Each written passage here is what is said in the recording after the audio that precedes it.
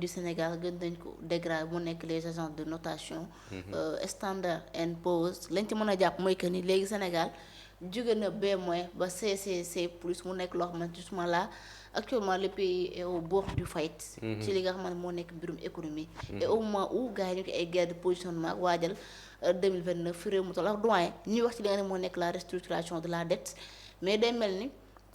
li nga xamante ne FMI wax na ko ak Ousmane Sonko boo ko di saa ñoom génn na weddi le premier ministre ci li mu wax te ñu bëri jàpp nañ ni li tax dëkk bi nekk ci ay tooxi duna bokk na ci discours yi nga mu ngi koy def rawatina attaque bi mu def ci les magistrats nga xam ne ni dañoo bëgg stabilité ci ab dëkk actuellement tous les bailleurs ak partenaires internationaux daanaka wóoratuñu Sénégal ngir rek ma daal fi mën a investir naka la ñu mën a def ba génn ci tooxi duna gi nga xamante ne réew mi moom ci actuellement.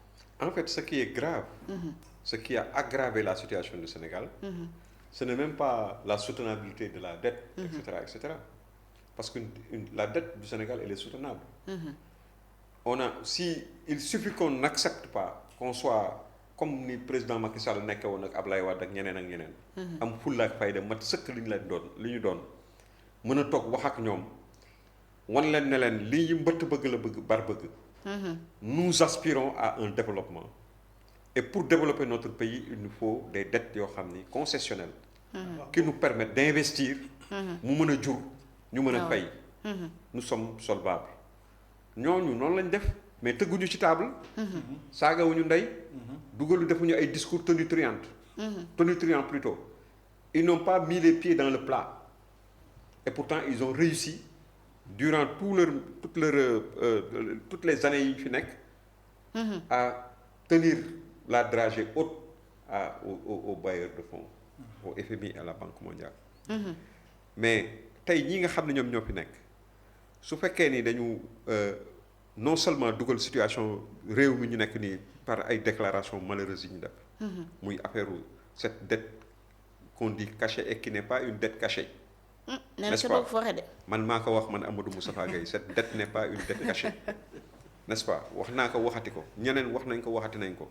ba mu ko waxee ba léegi xoolal combien de Sénégalais lui ont montré qu'il n'y a pas de dette cachée. N'est-ce pas léegi suñu dellu see ci wax ji mooy. bu fekkoon ni dafa yam ci loolu rek ñu nekk di négocier jéem a seet naka la ñuy joyante parce que le président a pris des initiatives louables. À un moment donné il a fait un retour en zone. il delluwaat na ci ay tànkam ba rencontrer à Paris. les comment dirais-je le secteur privé français rencontrer le FMI ba commencer di discuter ak ñoom moom mu war a ñëw dooleel loolu dimbali loolu appuyer ko on a vu que ni au dernier moment il s'est dérobé pour son voyage à Paris pour préférer aller rencontrer la diaspora sénégalaise en Italie qui sont pour la plupart ñooñu mu doon waxal ñooñu waxuma sénégalais yëpp mais la plupart des gens qui étaient là-bas c'était des gens qui agissent dans les champs ay witt lañ fay liggéey donc information bi mu joxe woon fii ci Grand Théâtre Sénégalais yëpp a ko bokk ku nekk États-Unis ku nekk fee ku nekk feneen ñëpp ñoo am le niveau d'information bi ñoo ko bokk donc dem fële c'est amul njëriñ quoi n'est-ce pas mais ba pare boole ci nag nga ñëw bëgg ci boole une instabilité sociale et politique ci réew mi un pays où quand le président de la République parle le premier ministre day ñëw wëlbatiku janoog moom nekkati vous manquez de courage c'est grave. Un pays bu nga xam ni quand le président de la République parle de courage politique quand le président de la République parle on lui dit de amuñu vision nangam ak nangam nii la ñu war a def monnaie bi baaxul un pays où quand exactement la monnaie di ngeen di réew mi ngeen di dugal seen xaalis yéen investisseurs yi xaalis bi man en tant que premier ministre de ce pays je dis que xaalis bi daal du xaalis bu ñu taamu il y a beaucoup de choses à changer dans ce pays ci affaire yooyu pays bu nga xam ni le premier ministre day taxaw def kii il incite les citoyens sénégalais à l'incivisme bu leen fay impôt pays bu nga xam ni le premier ministre day taxaw ci kii janoog magistrat yi di accuser leen de corrompu xaalis boo koy dugal ci réew mu nga xam ne magistrature ba dañu ne c'est une magistrature corrompue qu'est-ce que ça donne donc ce qui est absolument certain pour cette question li leer te wér mooy à chaque fois qu'il fera, tu as l'impression que s'il y a du sabotage dans l'air, quoi. Systématiquement, quand on pose des actes pour pouvoir avancer, lui, il xam nga affaire restructuration boobu. Mais le FMI jàngat bi mu ci am moom ils ont pris leur seen wàll jël nañ seen wàll. ah ouais. li muy wax ak ñeneen ak ñeneen il en a fait avec le FMI. Tout à et fait. automatiquement le FMI est sorti pour démentir. Pour dire que ñoom mosuñu proposer restructuration. Bien sûr. Mais la restructuration. Elle est immuable. Dans ce contexte. On ne peut pas manquer de kenn mënul bañ a def restructuration. Même su fekkee dafa am lu muy jur lu tax confiance bu bëri dootul amati ci suñu réew. Mais on ne peut pas vouloir le beurre et l'argent du beurre. Non, c'est non. pas possible. am na situation yi nga xam ne boo demee ba dugal ko moom pour c'est xam nga lu tax. jàpp nañ restructuration bi. c'est condamner ce régime gàcce régime ah bi oui la.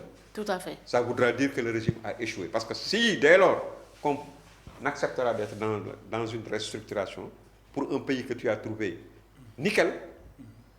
Hein? Mais ça veut dire que vous avez échoué quoi. ah oui vraiment. Et échec boobu. ça lui est imputable. Responsabilité ba mu ci am sax président de la République amu ko ci parce que c'est le chef du gouvernement. tout à fait. Pour qui connaît l'État. Comment ça doog ñu naan Ablaye Wade le président Ablaye Wade l'a dit à l'endroit du président Macky Sall. Il disait que de tous les premiers ministres que j'ai eus c'est le meilleur. Parce que il a su traduire en acte ma vision. Au moment où toute l'opposition disait que Ablaye Wade yi muy wax yëpp c'est des éléphants blancs. C'est Macky Sall qui les a sous son magistère qui son gouvernement. Qui l'a fait sortir de terre tous ces projets-là. muy aéroport bi muy leneen ak leneen ak leneen. N'est-ce pas? Donc un premier ministre c'est un chef de chantier. Il dirige des ouvriers des gens yi nga xam ne leen sant ñuy def mu xool di coordonner. C'est sûr. Aujourd'hui Ousmane Sonko ne devrait même pas avoir le temps d'organiser un meeting politique. temps yi fi mu nekk nii li mu waroon a nekk mooy retrousser les manches sol jiinam dugg ci liggéey bi jéem a fexe relation yi mu amul woon mu jëm ko tisser jéem a installer une confiance ce que le président a dit est très vrai le Sénégal a besoin d'une stabilité au niveau social d'abord nit ñi juboo c'est une tâche première la cohésion nationale et aujourd'hui le tissu c'est complètement en lambeaux xam nga mais relation yi am entre nit ñi rek animosité bi am entre nit ñi c'est inquiétant te moom seen responsabilité la donc dans un pays mu mel noonu réew mu mel noonu en plus économiquement mu amee situation yu mel ne nga toll ci 132% de ton PIB sa encours toll ci loolu par ta faute hein parce que yow 110 en 2023 ba 2024 yóbbu nañ ko 119%. 2024 ba 2025 yóbbu nañ ko 132%. donc ñooñu réew moomu kay note yi nu tax du wàcc par force note yi day wàcc les notes vont baisser encore il faut s'attendre à ce que ñun yi Sénégal wax naa la ko au début à l'entame de l'émission Sénégal dëkk la boo xam ni romb leen ko ak vitesse xaalis boo leen fa dugal dina sànku parce que wóorul un pays bu nga xam ni à tout moment il peut y avoir des confrontations même entre les acteurs politiques qui sont aux affaires. Aujourd'hui, cette fissure qui est en train de faire ba tax ñu tey wax li ëpp ci li ñu wax loolu la n'est-ce pas? Mooy la crise au sommet de l'État. Cette dualité-là, ça peut lu nekk la mën a déboucher. Des gens peuvent sortir dans la rue bëgg fi indi ay jafe-jafe et tout.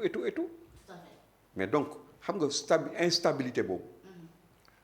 Ça conduit à ça aggrave cette situation pour l'intérim bi nga doon wax sànq je crois que ci ordre de préséance su gouvernement bi quand c'est nommé ordre de préséance yi le premier ministre après c'est la dame qui vient le ministre de la justice mais c'est pas pour assurer un intérim ak xam nga non intérim ak suppléance am na ay différence du point de vue du droit peut-être la dame suppléance lay def rek xam nga il peut arriver que le premier ministre soit hors du pays. day coordonner rek.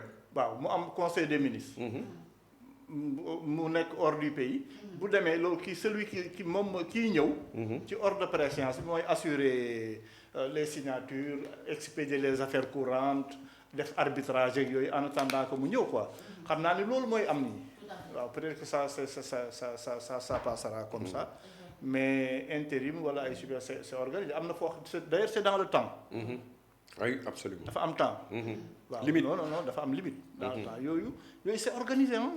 Dans le boo ko doon jàng ci droit administratif yooyu dafa am. bu ci ne nuñ ko nu mu tëddee. bi quelque part parce que premier ministre moom moo waxoon tous les dépenses de fonctionnement ci loxoom lay jaar balaa benn ministre def dara ci moom ngay ñëw nag mu ko vérifier ko doo ko dem. comme ministre yi ci dicté préparé la ñuy liggéey est-ce que. oui dans ce sens xam nga par exemple période bii nous sommes en fin de budget ah. ñu ngi ci novembre. ah voilà yow yaa ngi wax lu am importance. novembre décembre tout à fait ah ouais. c'est ñu ngi ci en fin de budget on est en train de voter. le nouveau budget 2026. tout à fait. donc fii dañuy jeexal bon juste peut-être que grand bi moom mu ci gën a. non c'est-à-dire man li ma bëggoon yokk ci loolu rek mooy justement une raison supplémentaire pour que le président de la République mu bañ a éclater gouvernement bi parce que ñu ngi nekk ci année budget session budgétaire. D'accord. donc bu loolu paree ba pare maintenant day am les mains libres loolu laa bëggoon. waaw mais il faut gérer la moom d'ailleurs moom la Cornu actuellement en France di def. ak Macron. jéem a gérer affaire yi rek ba am budget. après xool nan la ñuy def quoi. D'accord. waaw je crois que loolu. rapidement bala ñuy jeexal ci dégradation